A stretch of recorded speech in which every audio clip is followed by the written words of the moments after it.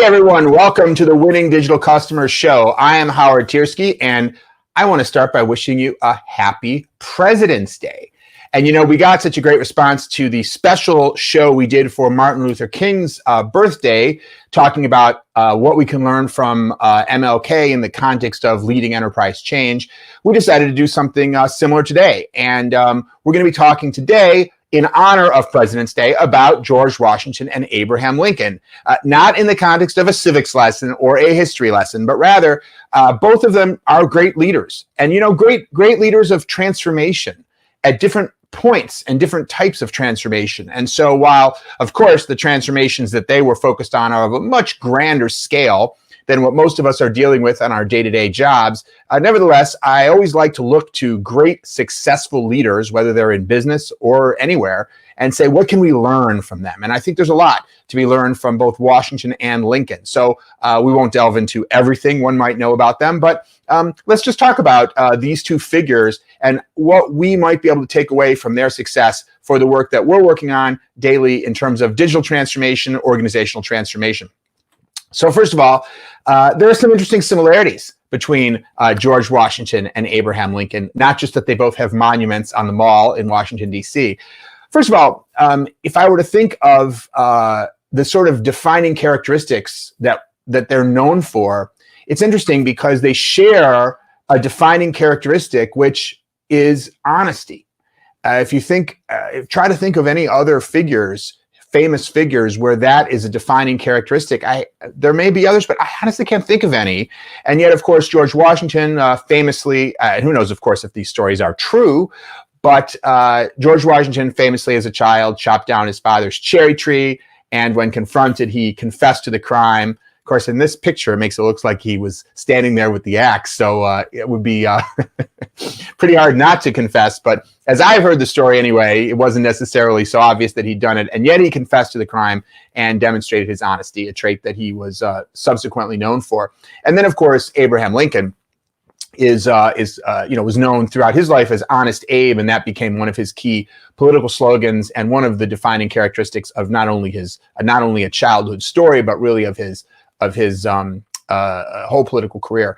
And also, if you look at the writings of Washington and Abraham Lincoln, of course, there are so many more writings from Abraham Lincoln, who was much more prolific in terms of authorship. But both write and speak eloquently about the importance of honesty in one's personal dealings, in one's business dealings, and one's dealings in politics. So interesting that they share that in common. And of course, we celebrate both of their birthdays on the same day in a nice, convenient way, because they were, in fact, both born in February.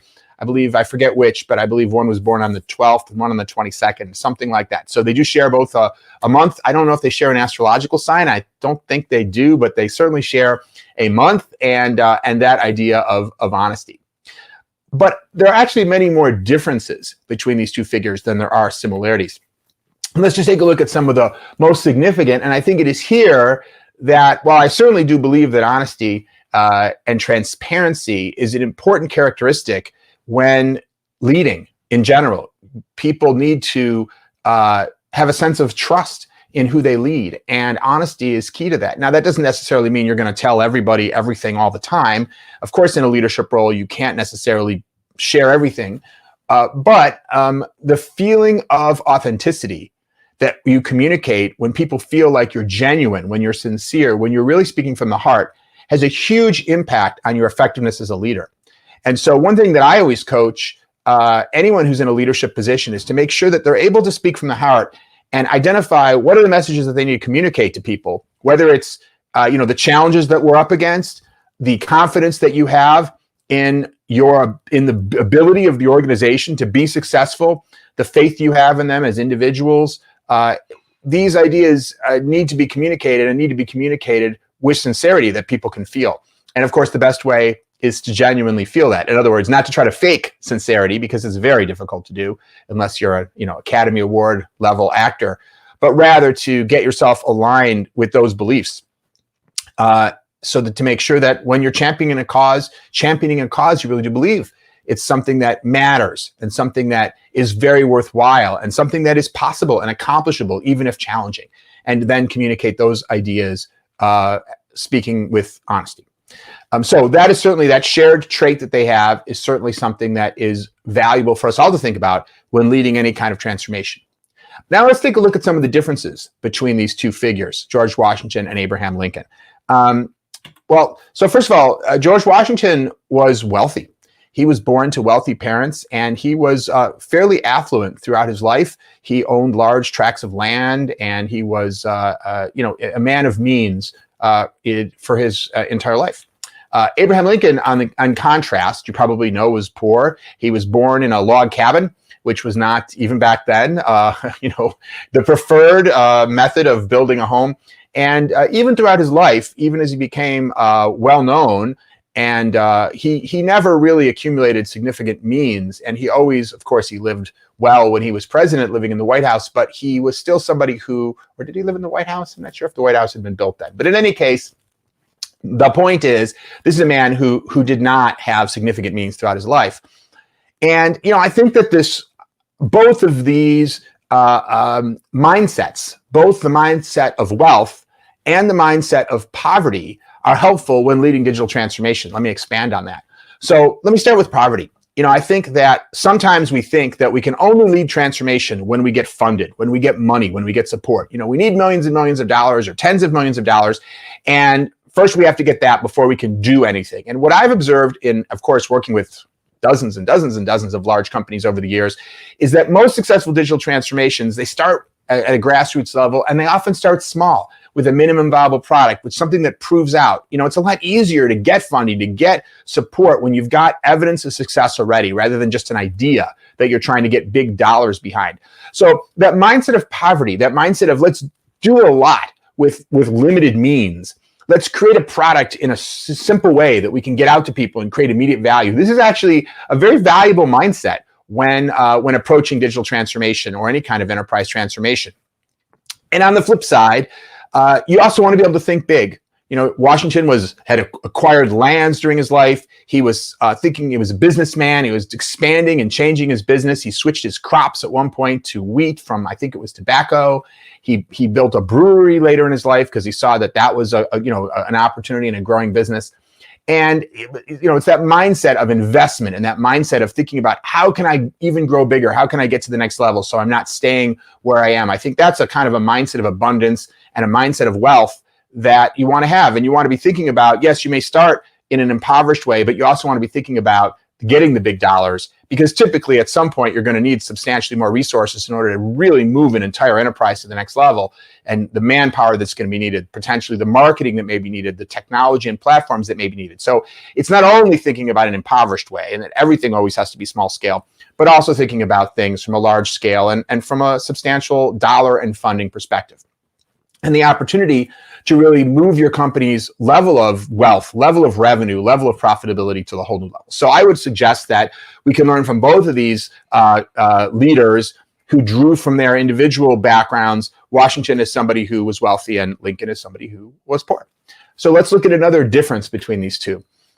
Washington was of course, we know, a military general and also a farmer and a brewer. He was somebody who kind of had, this was his background, right? He was a man of, a man of action and a practical person who, again, as a farmer and as somebody who was running a business. Abraham Lincoln was an attorney. He was much more of an intellectual, a thinker, a man of philosophy and ideas. Not that he was impractical, or not that Washington was not somebody who also had had some degree of philosophy, but I think from what I've learned, Washington was a much more kind of a down-to-earth kind of person in a way, and Lincoln, it's kind of ironic because you might think that the wealthy would be less, but I think Washington was kind of a man of the soil, despite being wealthy, and a man of the battlefield. Whereas Lincoln, even though both led in wartime, Lincoln was leading the way our presidents do today, right? He was leading from back in Washington, whereas Washington was leading on the battlefield. So quite different. And I think that really we want to think in both of these ways. We obviously need to be able to think to some degree from an intellectual perspective as we're planning digital transformation, as we're leading. We need to be able to think about how to be, Lincoln was also great with words as an attorney. He was an orator. He needed to be able to move people. He needed to be able to bring big ideas to people. And that was what he did. And that was one of his great strengths. And yet Washington, as a man of action, also brought great strengths. And of course, he was able to demonstrate the reason why Washington was so trusted. George Washington received all of the electoral votes in both of his elections to become president of the United States. All of them. I believe in the first round, it was just the 10 colonies. And 4 years later, by the time he won for his second term, it was, I forget exactly how many, 14 or 15 or 16, whatever it was, but might have been more actually. In any case, in both elections, he was elected unanimously, not in terms of individual votes, but in terms of the Electoral College. Try that today, right? Now, why? Well, one of the reasons is because he proved himself on the battlefield. This was somebody who got things done, and people knew that he was a proven entity of accomplishing things on behalf of the nation. And so they trusted in him to be able to run and, be president. And so, I think as a leader today, we need to be able to bring both of these together, to channel our inner George Washington and demonstrate that we're practical people who can plant seeds and, till the soil and of your digital properties, and go to the battlefield and win and demonstrate clear victories, and also somebody who can speak articulately and eloquently and understand the kind of more abstract components of planning and strategy and things like that. So once again, I think we have while a very different spirit behind both Washington and Lincoln, something that we can learn from each. Washington had limited formal education. He actually left school at the age of 15. And so, he had not even a complete high school education, and he never went back to school after that. Whereas Lincoln actually ultimately got his law degree. He didn't get it immediately after graduating high school. He went into politics, and then at a certain point beyond that, he decided to go back for more formal education and get his law degree. So you have quite a difference between them in terms of their level of formal education. But Washington was somebody who learned all of his life. And it was just that he was, again, a practical person who was learning what he needed to know in each individual situation, but not somebody who necessarily primarily learned through formal schooling. And of course, while I'm sure Lincoln also learned outside of the context, and he was known to be a prolific reader, for example, clearly he had a far greater degree of formal education. And I think that when we think about ourselves as leaders and our teams as leaders, my kind of mapping of this to our current situation would be to say that it's important both that we ourselves, I think all great leaders of digital transformation are learners. They're people who are just constantly absorbing and learning new things. And I think that we need to be doing that both on a practical day-to-day level through the work that we do. As a leader, you can just delegate the work to your people and figure they know what to do and I don't need to know everything. And of course, you don't need to know everything. I have written code in my life. I have designed screens. I have done other things like that, but I'm probably by far, I won't even say probably, I'm certainly nowhere near the best. In fact, I'm probably not qualified for a job at my own company doing either of those things professionally. So, but at least I've had my hands in it and I understand it well enough to know what's involved. And so I think being that kind of George Washington learner who, is good at continuing to, learn through practical experience and pick up that just-in-time knowledge is important. And at the same time, I think that idea of going back to school in a more formal way, and I'm not necessarily talking about getting an MBA or something like that, but seeking out more structured learning opportunities, whether those are courses or conferences or other things where we don't always know exactly what we're going to learn, is also extremely valuable. Going to a Forrester conference or a Gartner conference, I equate that to Abraham Lincoln's law degree in the sense that it's one thing to learn on the job. It's one thing to learn by doing. It's another thing to say, I'm going to take some time out of my schedule and I'm going to go someplace just to learn. And I don't exactly always know exactly what I'm going to learn or exactly how it's going to apply, but I want to seek that out and make that kind of structured learning a part of my ongoing professional development. And I think that great digital transformation leaders tend to do both of those things. I myself, for example, not saying I'm such a great transformation leader, though I've had some good success, but I seek out both of these. I'm doing both of these things all the time. And I think that most of the real successful executives that I've seen are in a similar boat. So moving on, George Washington was handsome and heroic. He was a dashing figure. He was known to be a very social. He was a great ballroom dancer and somebody who was seen as an adventurous, exciting, dashing character.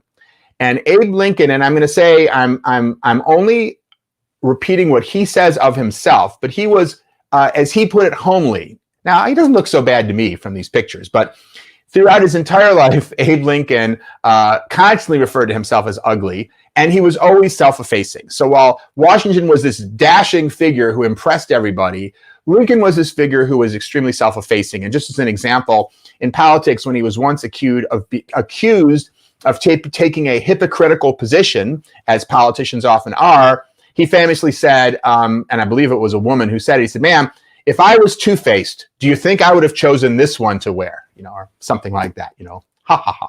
Anyway, he was also a man of great wit. In any case, and I think this is also something where we can learn from both Washington and Abe Lincoln, because there are times as a leader when we need to be able to stand up and be confident and not self-effacing, be a bold leader that people will see as, possibly handsome, but certainly heroic. In other words, a charismatic leader. That's a part of being able to give people confidence, because very often when you're trying to lead transformation, people are fearful. A lot of people fear change. Most people fear change. And when you're trying to drive an organization to something new, you're dealing with people whose first natural instinct is fear. And what gives people less fear, but also the willingness to proceed even despite fear, is confidence in a leader. And to see a leader that comes across in that kind of heroic manner with strength and confidence and charisma is important. And at the same time, a lot of success is also being able to sit down and work with people, other leaders within your organization, the other senior vice presidents, the other CXO level folks, to work with the board of directors, to get the leadership behind something. And when you're in that type of situation, it's probably not so successful for you to seem like you're full of yourself, right?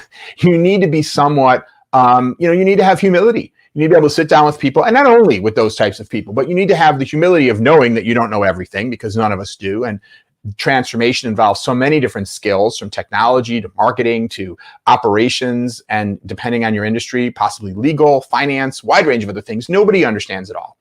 And you need to have the humility of knowing that, as well as the interpersonal emotional intelligence to interact with other people in a way which is self-effacing. And I would speculate, although I don't know this for a fact, that part of Abraham Lincoln's self-effacing manner wasn't just lack of confidence in his own good looks, but rather a desire to make other people feel comfortable. When you're the president, or you're the CEO, or you're the CMO, or the CIO, naturally people are going to be sometimes afraid of you, hesitant to tell you what they really think, or plotting against you and seeing you as somebody that they have to somehow depose in order to achieve their own ambitions. One of the things that Lincoln said constantly was how he wanted to make friends out of his enemies. He created, of course, the famous cabinet of rivals, and he had this desire to bring everyone together. And that was one of his greatest strengths.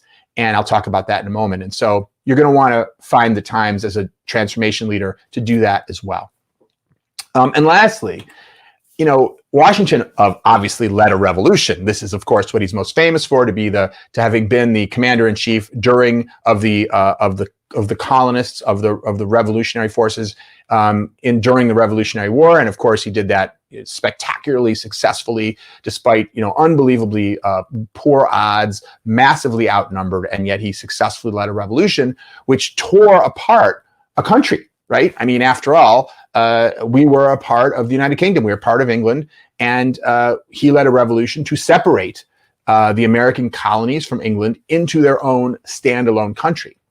Now, what's interesting to me is that Abraham Lincoln, he kind of did the opposite. He stopped what one could call a revolution. We don't use that term today, right? We call it a civil war. But you could argue that what Washington was involved in was also a civil war. It's just when a civil war is successful, we call it a revolution, right? So Washington led a successful civil war to break apart what had been England. Of course, we were just a tiny part of England, at least from a population perspective, not so much from a land perspective. But whereas Abraham Lincoln's most famous accomplishment was to successfully win the Civil War. And not only that, but to lead the country back on a path of healing to some degree. Of course, we see today that some of those same issues that drove us to the Civil War are not completely healed. So he was not 100% successful, but certainly brought the country back from splitting itself apart and was able to bring people together so we could operate effectively as one country. And so these are very opposite activities. And I think that, again, when we think about transformation, we've also still kind of have to do both of these things. Very often, what we have to do first is create a revolution. Get people convinced that this is necessary to change at that level. You know, when the American Revolution happened, not everybody who lived in America, who lived in the colonies, was in favor of revolting against the British. In fact, I don't remember the exact percentages, but it was a fairly large percentage, might have been like nearly 50-50 or something like that, that said no. And of course, they were called the Loyalists, and they were people who wanted to stay loyal to the crown. And for a variety of reasons, and some of them maybe because they really believed in British monarchy, but some of them, on a very practical level, may have just felt that this was not a war that they wanted to get involved in, and life was good enough. And, you know, despite the tax on tea or whatever else was, you know, an irritant, they didn't feel it made sense to try to upset the apple cart and go to war over the desire for independence. So, you know, Washington and the others who led the revolution had to really convince a whole country to go to war. And even once he began, he didn't have everybody on his side, and he had to successfully lead that revolution, despite the fact that some Americans went over and sided with the British.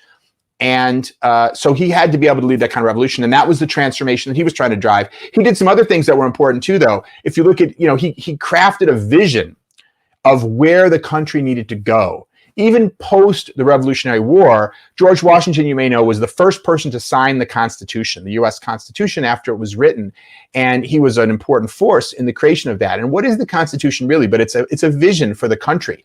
You know, it wasn't enough to just create a revolution and separate ourselves from England, but we also had to figure out who we were going to be, how we were going to operate this new country now that we won the war.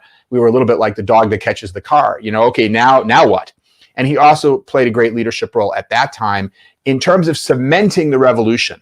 And so it was initially about creating that feeling of the pain of the current state, why we must revolt against the British.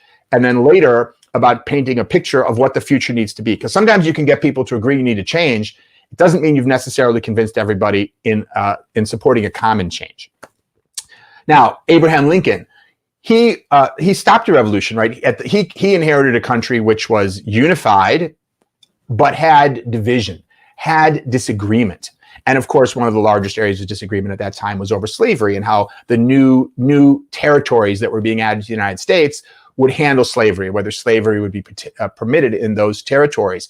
And because Lincoln made it clear that one of the things that caused the Civil War, among others, was the election of Abraham Lincoln, who wasn't supported by the South, and the South was very fearful of having somebody like him as president. That was one of multiple factors. And so what Lincoln really needed to do was somebody who's going to bring people back together. And he, of course, is called the Great Uniter. And I think that you'll find when you're leading transformation, you find yourself in the same situation sometimes as well. You need to you recognize that as you drive massive change within an organization, not everybody's interests are going to be served in the same way. If you're trying to launch artificial intelligence chatbots, the people who run the call center may see that as a huge threat and may be dead set against it. And to be able to apply the political skill and the compassion of an Abraham Lincoln to be able to effectively bring people together, because you can't transform only part of your company, not really. In order, the thing about digital is it exposes silos. Customers want to interact with your brand as a unified entity. They expect that once one part of your brand knows who you are, that they're going to get that same level of recognition no matter what product they're buying or what service they're engaged in, or whether it's part of sales or marketing or service, they're returning a product, whatever they're doing. And so you really can't effectively transform only one part of an organization and call it done. And it can't be separate transformations of different parts of the organization either, because if they're not unified, if the data is not unified, if the workflows aren't unified, if the brand experience is not unified, you could have a bunch of transformed silos. Call that what you want, but it's not going to be effective and be aligned with the expectations of today's digital customer, as I talk about in my book, Winning Digital Customers. So You need to both, as a leader of transformation within an organization, you need to be able to lead a revolution. And sometimes you also need to be able to stop a revolution or to bring people together when people are starting to revolt against the scale of change that you're actually driving, or against simply the specifics of the change that you're looking to drive. So that is what I wanted to share with you today. A little bit of history peppered in with some thoughts about how it aligns back. Both of these clearly great men, both flawed as well. I know in this day and age, we always look back at people from other eras who lived in other cultures. And, clearly we know another one of the great differences between these two men is that Abraham Lincoln abolished slavery and George Washington was a slave owner, although he did free his slaves upon his death. But nevertheless, many people would still not forgive him for the fact that he was, during his lifetime, a slave owner. So clearly many differences between these two men. And nevertheless, even though everyone is flawed and some people are extremely flawed, we nevertheless can learn from probably any leader who is successful, whether we agree with all of their ethics or politics or even the goals that they were seeking to attain and achieve. So hopefully this has been helpful and interesting. Maybe you learned a thing or two historically. I don't know. Or maybe you knew all this stuff. But until I sat down to create this content for you today, I hadn't really thought about these two and how they were similar and different and exactly how they map back to digital transformation. So that was a little fun journey for me. I've gone through many President's Days without paying much attention to them. I usually don't take off President's Day, as I'm not. So it's not a holiday I spend a lot of time observing. So it was fun and interesting for me to put a little thought into this and prepare it for you. I hope it's been interesting for you as well. I thank you for listening and for watching the Winning Digital Customer Show, and I look forward to seeing you next time.